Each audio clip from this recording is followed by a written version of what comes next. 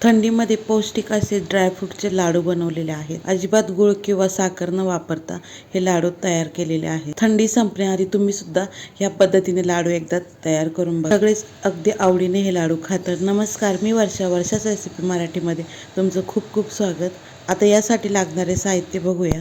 1 वाटी बदाम घेतलेत, 1 वाटी काजू घेतलेत, 1 वाटी सुका खोबरं किसून घेतले, 1 वाटी मनुके घेतलेत आणि इथे मी 1 वाटी सीड्स घेतलेत.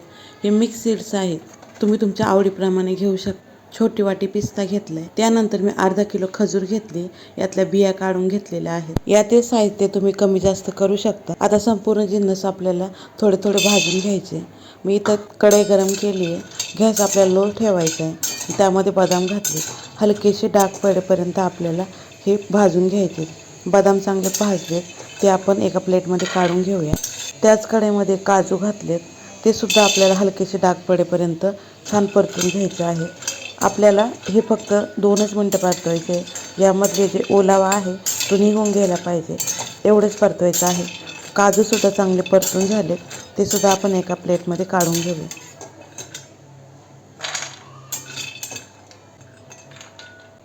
त्याच कढईमध्ये पिस्तासुद्धा आपल्याला 1-2 सेकंद भाजून घ्यायचा आहे.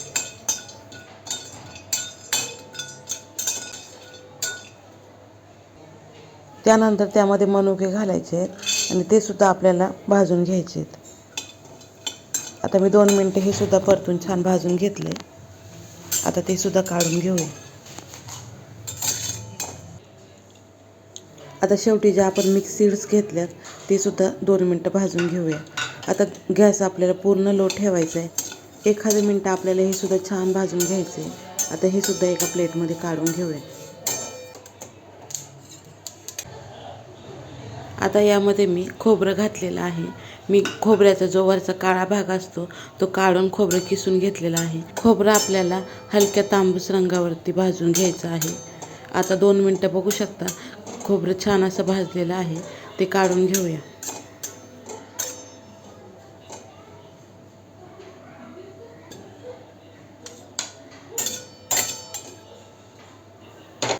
आता कढईमध्ये मी 2 चमचे तूप घेतलेलं आहे.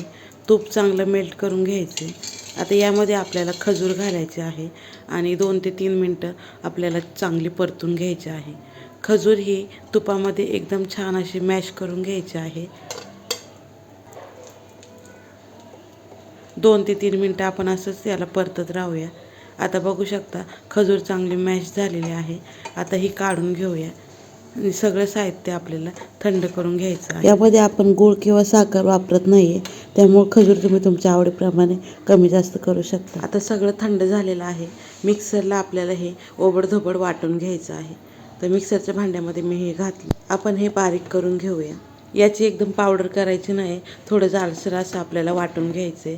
ह्या पद्धतीने मी आता सगळं वाटून घेतलेलं आहे. आता त्यानंतर आपण जी खजूर परतून घेतली होती ती सुद्धा मिक्सरच्या भांड्यामध्ये घालायची आणि थोडंसं त्याला सुद्धा वाटून घ्यायचं आहे. बघू शकता वाटल्यानंतर असा गोळा तयार होतो. या पद्धतीने आपल्याला वाटून घ्यायचं आहे. हे सगळं आता एका मोठ्या भांड्यात मी काढून घेतलं. ड्रायफ्रूट्स बघू शकता एकदम बारीक केलेले नाही आहेत, थोडे थोडे मोठेच ठेवलेले आहेत. आता हे आपण हाताने छान असं मिक्स करून घेऊया. यामध्ये मी 2 चमचे तूप घातले. याने आपल्याला लाडू वळायला एकदम सोपे जातात.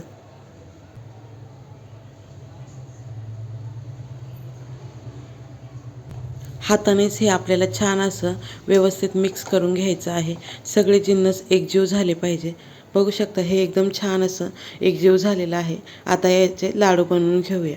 छोटे किंवा मोठे तुमच्या आवडीप्रमाणे तुम्ही इथं लाडू वळून घेऊ शकता. इथे मी छोट्या साईजचे लाडू वळून घेणार आहे.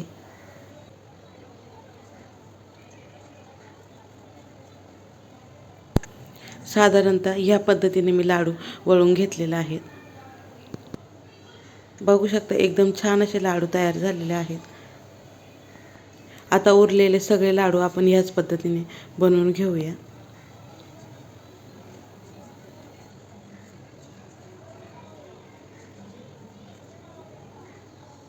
सगळे लाडू वळून तयार झालेले आहेत. बघू शकता एकूण एक असे सारखे लाडू मी वळून घेतलेले आहेत. यातील एक लाडू मी तुम्हाला मोडून दाखवते. आतमधून एकदम असा मऊ लाडू झालेला आहे. मोठ्यांपासून लहानांपर्यंत सगळेच हे लाडू एकदम आवडीने खातील. तर तुम्ही सुद्धा या पद्धतीने हे ड्रायफ्रूटचे लाडू करून बघा. रेसिपी आवडली असेल तर लाईक करा, शेअर करा. अजून जर तुम्ही चॅनलला सबस्क्राईब केलं नसेल तर नक्की सबस्क्राईब करा. धन्यवाद.